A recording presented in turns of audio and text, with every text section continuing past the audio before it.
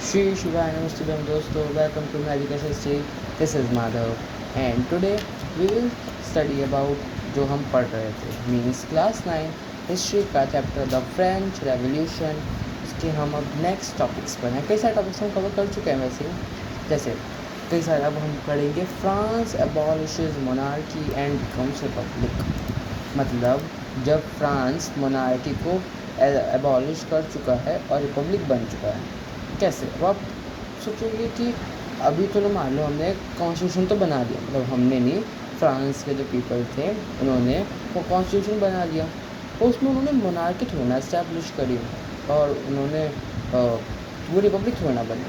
तो अब हम जानते हैं उसके बारे में कि ये सब कब हुआ और कहाँ हुआ, कैसे हुआ।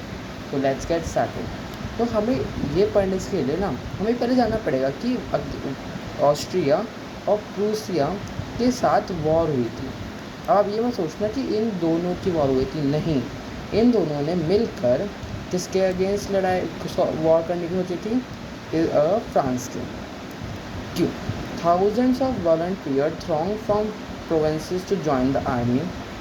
बहुत सारे लगभग थाउजेंड्स ऑफ वॉलंटियर्स थ्रॉन्ग हुए मतलब कि भारी संख्या में, मतलब बहुत सारे लोग फ्रॉम द प्रोविंसेस का मतलब होता है कि एक ऐसा ना कंट्री का डिवीज़न होता है जिसके पास अपनी खुद की गवर्नमेंट होती है।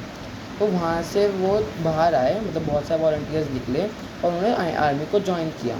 They saw this war of people against Kings and atrocities all over the Europe. उन्होंने इस वॉर को मतलब पीपल के किंग के अगेंस्ट लड़े and atrocities all over the Europe. बहुत सारे यूरोप में एट्रोसिटीज़ जो होते थे उसके अगेंस्ट थे। Okay, among the patriotic song they sang the song was the Marseillaise. Marseillaise, ये क्वेश्चन आपके आ सकता है क्योंकि ये क्या है, ये जो आपको बताता हूँ, ये नेशनल एंथम है फ्रांस का नाउअडेज। मतलब अभी फ्रांस का जो नेशनल एंथम है वही मर्साइल्स है। वही उस समय पर एक पेट्रोलाइटिक सॉन्ग था जो किसने कंपोज किया था? रॉजर दे लेस्ले ने ये किया था। It was sung for first time by volunteers from Marseilles as they march into Paris, so got its name. और इसका नाम कैसे पड़ा? क्योंकि ये फर्स्ट टाइम गाया गया था बाय वॉलंटियर्स जो मर्साइल से मार्च कर रहे थे पेरिस में। ओके,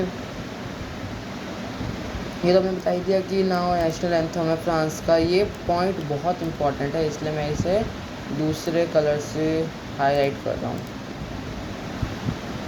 रेवोल्यूशनरी वॉर, और रेवोल्यूशनरी की वॉर हुई, brought losses and economic difficulties to people. मतलब इस सब में बहुत ज़्यादा लॉस हुआ और इकोनॉमिक डिफ़िकल्टीज हुई पीपल में, और रेवोल्यूशनरी वॉर्स की वजह से ये सब हुआ था।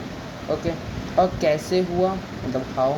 While the man were away fighting at the front, women's were left at to cope with the task of earning living and cooking after their families. मतलब जो फीमेल, देखो मैन तो सब लड़ने पे गए हुए थे, तो जो वुमेन्स थी उनके ऊपर ही टास्क था कि वो कमाए और अपने बच्चों को खाना, मतलब एक तरीके से उनका पालन पोषण करें। Large section of population were convinced that the revolution had to be carried further as Constitution of 1791 gave political rights to only richer section of society। मतलब बहुत सारे मतलब लास्ट सेक्शन ऑफ पॉपुलेशन, मतलब जो जिनको एक तरीके से कह रहे राइट्स नहीं मिले थे, उनको लगा कि रेवोल्यूशन को ना और फर्दर चलना चाहिए, क्योंकि जो कॉन्स्टिट्यूशन 1791 का है ना, उसने पॉलिटिकल राइट्स केवल रिचर सेक्शन ऑफ सोसाइटी को दिए थे। अब इसका इम्पैक्ट क्या हुआ? बहुत सारे एमरजेंस होने लगे, पॉलिटिकल क्लब्स बहुत सारे बनने लगे। अब एमरजेंस ऑफ पॉलिटिकल क्लब्स जैसे हमारे यहाँ पे से बीजेपी हो गई और ये सब पॉलिटिकल क्लब्स हैं। वैसे political clubs was an because, 2 minute रुको, yes, political clubs become an important rallying point for people who wish to discuss government policies and plan their own form of action।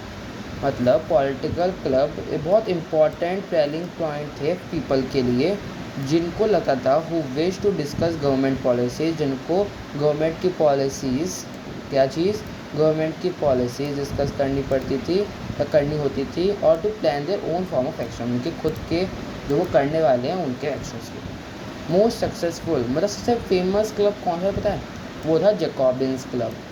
Jacobins club जिसका नाम क्यों पड़ा था? क्योंकि वो first was the name of the former convent.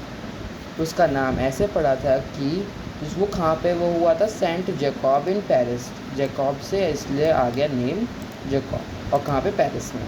Paris women's too who had been active throughout this period form their own clubs.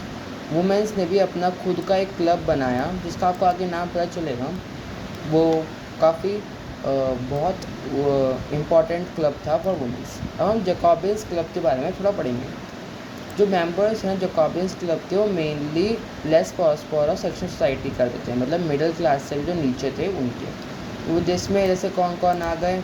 Small shopkeepers आ गए, artisans हो गए जैसे शू मेकर, पेस्ट्री कुक्स, ये सब आ गए, सर्वेंट्स, डेली वेज वर्कर, आप पढ़ लेना, ये सब आ जाते हैं जैकोबिन्स क्लब में। इनका लीडर कौन होता है? Maximilian Robespierre. इसकी स्पेलिंग पे ध्यान रखना क्योंकि इसका काफ़ी अटपटी सी स्पेलिंग है, और ये बहुत इम्पॉर्टेंट एक तरीके से रोल प्ले करता है पूरे फ्रेंच रेवोल्यूशन में। Large group among the Jacobins decided to start wearing long strip trousers similar to those worn by dock workers। मतलब जो जैकोबिन्स के जो मेंबर्स थे ना, उन्होंने डिसाइड किया कि वो अब से क्या करेंगे? लॉन्ग स्ट्रिप ट्राउज़र्स पहनेंगे जो किससे सिमिलर है? जो डॉक वर्कर्स मेनली जो शिप पे काम करते हैं उन्हें डॉक वर्कर्स कहा जाता है। क्यों? अब ऐसा रीज़न क्यों? मतलब कपड़ों से क्या दिक्कत है? बिकॉज जो जैकोबिन्स थे ना came to be known as saint because क्यों? आप कर रहे हैं, ये तो अलग चीज़ लिखी है। क्योंकि ये सब थे लास्ट प्रॉस्परस से, और ये सब रिचर सेक्शन सोसाइटी के उनसे बहुत वो थे, मतलब डिस्टर्ब थे, उनसे बहुत परेशान थे इसलिए। और जो वो थे रिचर सेक्शन सोसाइटी थे, या फिर आप कह लो क्लर्जीज और नॉबल्स थे ना, वो हाफ पैंट पहनते थे, हाफ पैंट या फिर हाफ ट्राउजर्स पहनते थे, इसलिए ये उनसे अलग दिखना चाहते थे। इसलिए उन्हें सैन क्लूटोस के नाम से भी वो जाने जाते थे, जिसका असली मतलब यही होता है विदाउट नी ब्रीचेस। नी ब्रीचेस उनका नाम होता है, मतलब हाफ पैंट्स का। जो सैन क्लूटोस के मैन थे वो एक रेड कैप पहनते थे। मैंने आपको बताया था पॉलिटिकल सिंबल्स में रेड कैप का मतलब क्या होता है, जो होता है liberty. Women's however were not allowed to do so, but women's को ये सब अलाउड नहीं था। यहाँ पे भी डिस्क्रिमिनेशन। Event of summer 1792। रुको, ये काफ़ी वीडियो बड़ी हो जाएगी, तो हम अभी इतना ही पढ़ के चलते हैं। ये आगे का हम नेक्स्ट वीडियो में बनाएंगे। तो तब तक के लिए बाय बाय, श्री शिवाय नमस्तुभ्यम।